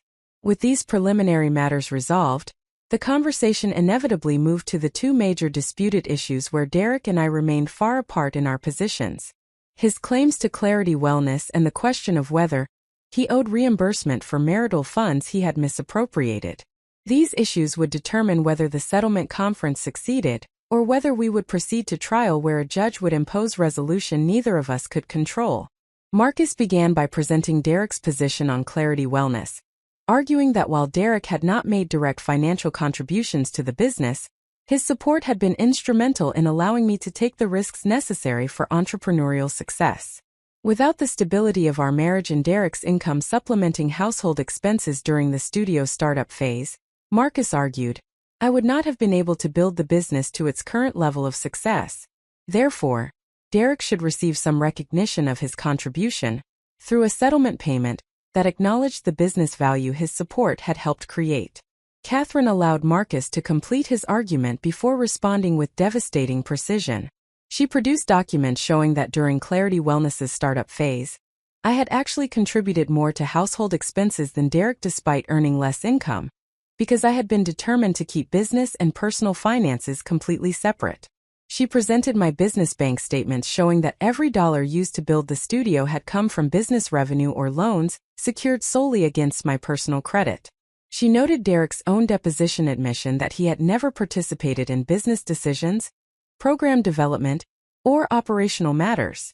Most significantly, Catherine presented my detailed calendar records from the past 5 years showing exactly how I had spent my time. Over 4,000 hours annually dedicated to teaching, program development, administrative work, and business building activities. Meanwhile, Derek's time had been devoted entirely to his architectural practice with no documented involvement in Clarity Wellness beyond generic spousal encouragement that could not reasonably be characterized as contribution warranting ownership interest. The evidence was overwhelming and Marcus knew it. Derek's claim to my business had no legal merit and would be rejected by any judge who reviewed the actual facts. Marcus requested a private caucus with his client, and Susan directed them to a separate conference room where they could discuss their position without our presence. Catherine and I remained in the main conference room, using the time to review our materials and prepare for what we expected would be a significantly revised settlement proposal when Derek and Marcus returned. The private caucus between Derek and Marcus Blackwell lasted nearly 40 minutes, far longer than typical attorney-client consultations during mediation sessions. Catherine and I used the time productively, reviewing our strategy for the remaining contested issues and discussing possible settlement frameworks that might prove acceptable if Derek finally abandoned his meritless claims to Clarity Wellness. The extended duration of their private meeting suggested serious disagreement between attorney and client about how to proceed, or alternatively, Marcus might be delivering difficult truths about the weakness of Derek's position that required substantial time to accept. When they returned to the conference room, Derek's demeanor had shifted noticeably. The residual defensiveness he had carried earlier had been replaced by something closer to resignation. Marcus requested permission to present a revised settlement proposal, which Susan Gallagher granted. The new proposal represented a significant retreat from Derek's initial positions. He was withdrawing all claims to Clarity Wellness, acknowledging that the business was my separate property built without his financial contribution. This concession eliminated the single most important contested issue and opened the path toward comprehensive settlement. However, Marcus continued arguing that Derek should not be required to reimburse marital funds he had spent during his relationship with Vanessa. He characterized these expenditures as relatively modest amounts that should be considered part of the general dissolution of the marital estate, rather than requiring specific repayment. He suggested that forcing Derek to itemize and repay these costs would be punitive rather than equitable, imposing financial penalties for the affair itself rather than fairly dividing marital property. Catherine responded by noting that the expenditures were not modest by any reasonable standard. Documentation showed Derek had spent over $15,000 of marital funds on his affair, money that could have been used for legitimate household expenses, savings, or investments. The principle was straightforward regardless of the amount involved. Derek had used jointly held funds for personal purposes that directly violated the marital relationship, and equity required him to restore those funds before final property division occurred. This was not punishment but rather basic fairness. Susan Gallagher intervened to suggest a different framing that might help both parties move past this impasse. Rather than characterizing the reimbursement as punishment for the affair, she proposed viewing it as correction of an imbalance in how marital funds had been utilized. Derek had effectively received $15,000 more benefit from the marital estate than I had received, since he used joint funds for personal expenses while I had not. Restoring that balance was simply returning both parties to equal positions before dividing remaining assets. This reframing seemed to provide Marcus with an approach he could present to Derek without it feeling like admission of wrongdoing requiring specific repayment as consequence. After another brief private caucus lasting only 10 minutes, Derek and Marcus returned with acceptance of the reimbursement requirement. Derek would repay $15,000 to equalize the marital estate before final property division. Combined with his withdrawal of claims to Clarity Wellness, these concessions meant the major contested issues were now resolved in my favor. The remaining details were largely mechanical, working through the specific terms and timeline for implementing the settlement agreement. The house would be listed for sale within 30 days, with a real estate agent selected by mutual agreement. Derek would have 60 days to arrange the $15,000 reimbursement, which could come from his business accounts or personal funds as he preferred. We would divide remaining joint bank account balances equally after Derek's reimbursement obligation was satisfied. Each party would be responsible for their own attorney fees and costs, with no spousal support obligations running in either direction. Catherine requested one additional provision that Derek initially resisted but ultimately accepted. The settlement agreement would include a mutual non-disparagement clause preventing either party from making negative public statements about the other. This protection was particularly important for me, given that Derek's initial divorce petition had made claims about Clarity Wellness being marital property, claims that could potentially damage the business reputation if they circulated within Portland's wellness community. The non-disparagement clause would prevent Derek from continuing to make those claims publicly, even though he was withdrawing them in the settlement. By early evening, we had reached comprehensive agreement on all terms. Susan Gallagher summarized the key provisions to ensure both parties understood exactly what they were committing to, then explained that the attorneys would draft formal settlement documents for signature within the next week. Once signed, the settlement agreement would be filed with the court and incorporated into the final divorce decree. The entire process from initial filing to final dissolution would conclude within approximately 4 months, a relatively quick resolution given the initial level of conflict. Derek left the mediation center quickly after Susan concluded the session, avoiding any direct interaction with me beyond a brief nod of acknowledgement when the agreement was finalized. Marcus Blackwell shook hands with Catherine and made some professional remarks about effective advocacy before departing with his client. Catherine and I remained behind briefly to discuss the outcome and ensure we both understood the next steps in finalizing the settlement documentation. Walking to my car in the parking structure beneath the mediation center, I felt an unexpected wave of emotion that had been carefully contained throughout the long day of negotiations. Relief that the settlement protected everything I had built and held Derek accountable for his financial misconduct. Satisfaction that my thorough preparation and documentation had proved decisive in achieving favorable terms. Grief that the 12-year marriage had concluded with legal negotiations, rather than mutual respect and honest communication. All of these feelings swirled together in ways I did not try to immediately sort or resolve. I sat in my car for several minutes before starting the engine, allowing myself to simply feel whatever was present without judgment or analysis. This was a skill I taught regularly to students at Clarity Wellness, but struggled to consistently apply in my own life. The capacity to be present with difficult emotions without needing to immediately change or escape them.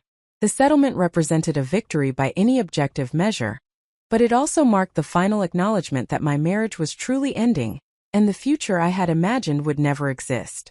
My phone showed multiple missed calls from Rachel, who had been waiting anxiously for news about how the settlement conference had concluded. I called her back before leaving the parking structure, knowing she would be worried if she did not hear from me soon. Rachel answered immediately, her first words asking whether I was okay before inquiring about the settlement terms.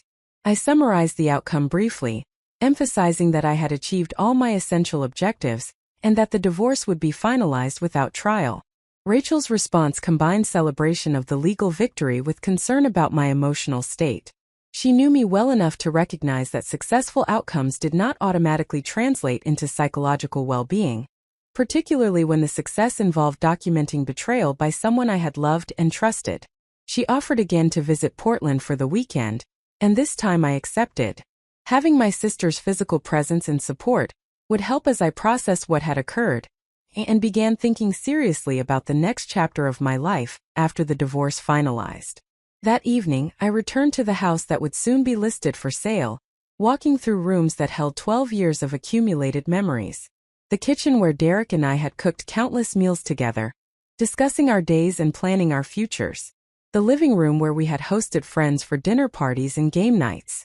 The bedroom where we had shared intimacy and vulnerability, or at least where I had been vulnerable while Derek had apparently been maintaining careful emotional distance.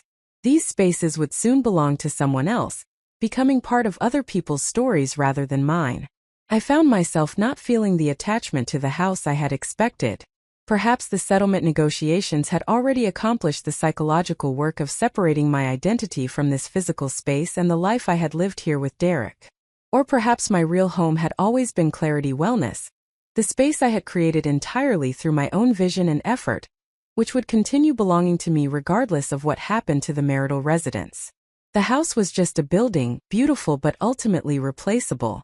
The studio was an extension of my professional identity and purpose in ways that made it fundamentally different. The following days brought a strange quality of waiting, suspended between the achieved settlement and its formal implementation through signed documents and court filings. I returned my full attention to Clarity Wellness, which had continued operating successfully throughout the divorce proceedings, but which had not received my complete focus during the months of investigation, preparation, and negotiation. The business deserved my renewed commitment, and immersing myself in meaningful work provided the best possible antidote to dwelling on the emotional aftermath of the divorce. I scheduled meetings with each of my instructors to discuss their experiences, aspirations, and ideas for how we might continue developing the studio's programs and reach. These conversations reminded me of why I had built Clarity Wellness in the first place: to create community and provide tools for navigating life's difficulties with greater awareness and skillfulness. My instructors were talented, committed professionals who shared that vision and brought their own unique gifts to its realization. Their dedication represented one of my most important achievements: building a team that could sustain and expand the work beyond what I could accomplish individually. James, the former Marine teaching trauma-informed yoga, had been developing a specialized program for first responders dealing with occupational stress and trauma. His background gave him unique credibility with police officers, firefighters, and emergency medical personnel, who might be skeptical of traditional wellness approaches. He had already established relationships with 2 Portland fire stations, and was in discussions with the police bureau about piloting a program for officers dealing with critical incident stress. This initiative aligned perfectly with our mission while expanding our reach into populations that desperately needed these resources. Sarah, who specialized in prenatal and postpartum wellness, had been building partnerships with midwifery practices and birthing centers throughout the Portland metro area. She had data showing that our programs significantly reduced anxiety and depression symptoms in pregnant women and new mothers, outcomes that were attracting attention from healthcare providers looking for evidence-based complementary interventions.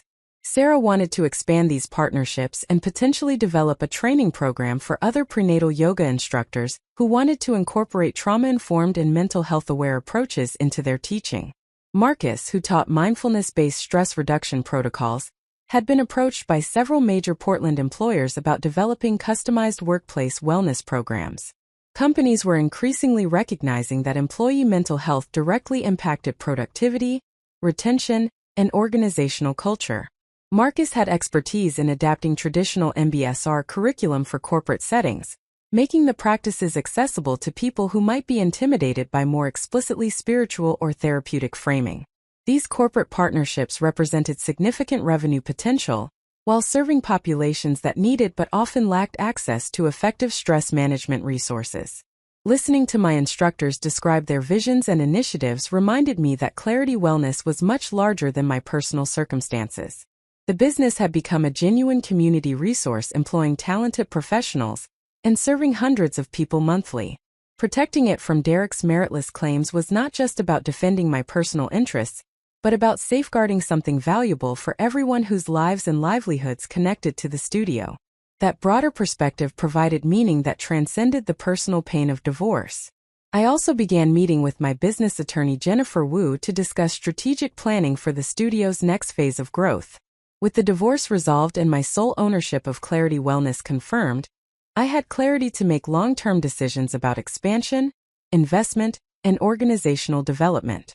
Jennifer and I discussed potentially bringing on a business partner or investor who could provide capital for opening a second location, while I maintained majority control and operational authority.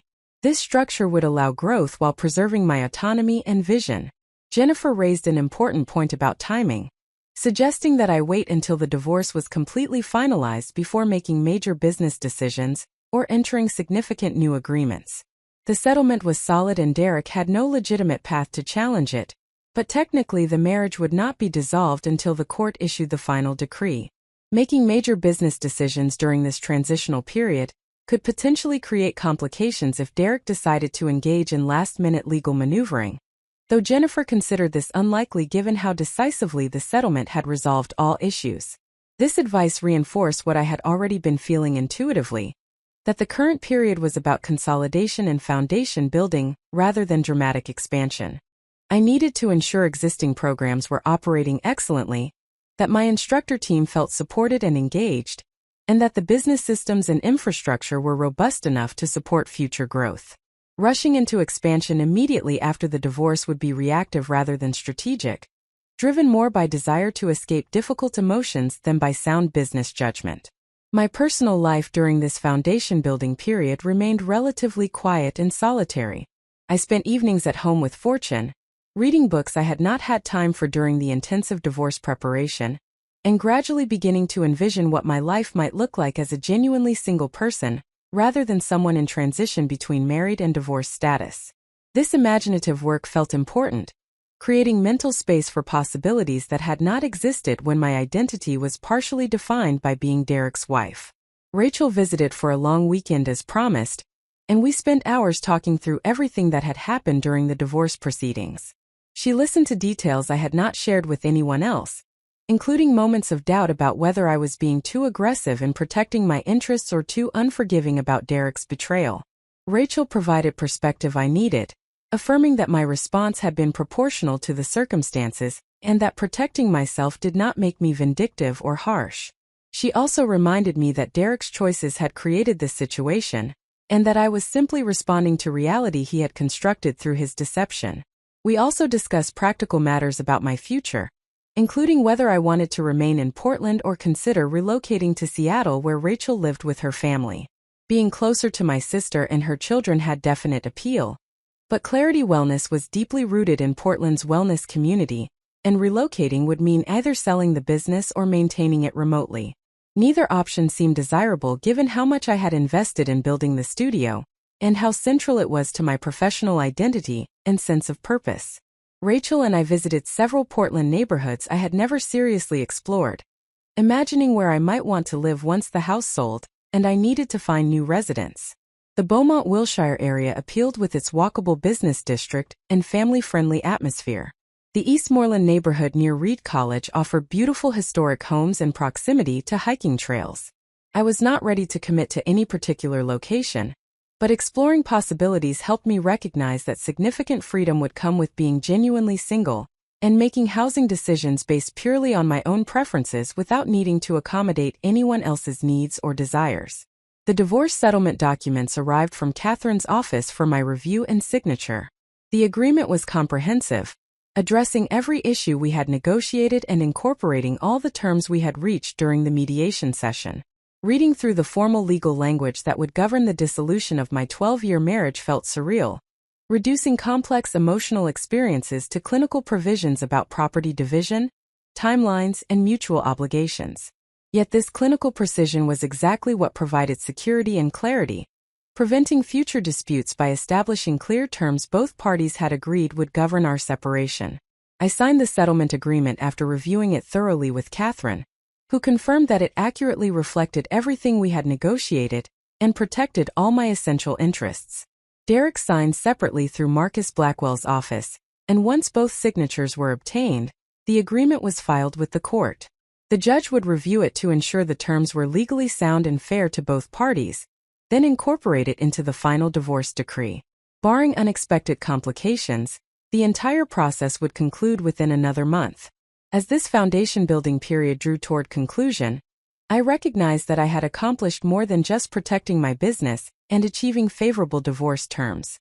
I had transformed my understanding of myself as someone capable of navigating betrayal, conducting thorough investigation, building comprehensive legal strategy, and maintaining focus on long-term objectives despite intense emotional difficulty. These capabilities had always existed within me, but had never been tested by circumstances requiring their full deployment. The crisis had revealed strengths I possessed but had not previously needed to demonstrate. The meditation practices I taught emphasized that difficulties, while painful, often provided opportunities for developing qualities that remained dormant during comfortable times. Courage, resilience, clear-seeing, and fierce compassion for oneself were all capacities that grew through confronting genuine challenges, rather than theoretical contemplation. My divorce had been exactly such a challenge, demanding everything I had learned about maintaining presence during difficulty and responding strategically, rather than purely reactively. The outcome demonstrated that those practices and principles actually worked when applied to real-life crises, rather than just meditation cushion scenarios. The final divorce decree arrived on a Thursday morning in late April, delivered via certified mail requiring my signature. The envelope contained a single document bearing the official seal of the Multnomah County Circuit Court, declaring that the marriage between Maya Rothstein and Derek Rothstein was dissolved effective immediately. 12 years of shared history reduced to legal terminology spread across 3 pages, clinical language that transformed intimate partnership into a concluded contractual arrangement. I signed the receipt for the mail carrier and carried the envelope inside, setting it on my kitchen table where morning light illuminated the court seal. I had anticipated feeling profound emotion upon receiving this final decree, perhaps grief or relief or some complex mixture of both.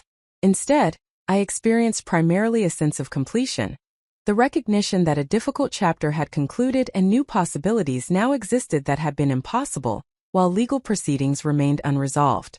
The divorce was no longer something happening to me but rather something that had happened, past tense, finished. This grammatical shift from present to past represented psychological transition, as much as legal status change. The settlement terms had been implemented smoothly over the preceding month. Derek had arranged the $15,000 reimbursement for marital funds he had misappropriated, transferring the money from his business account into our joint household account before the final property division. The house had been listed for sale with a real estate agent we had selected through remarkably civil negotiation, given everything that had preceded this functional cooperation. Multiple offers arrived within the first week, and we had accepted a strong cash offer that would close within 30 days. Clarity Wellness remained entirely mine, confirmed through both the settlement agreement and the final decree.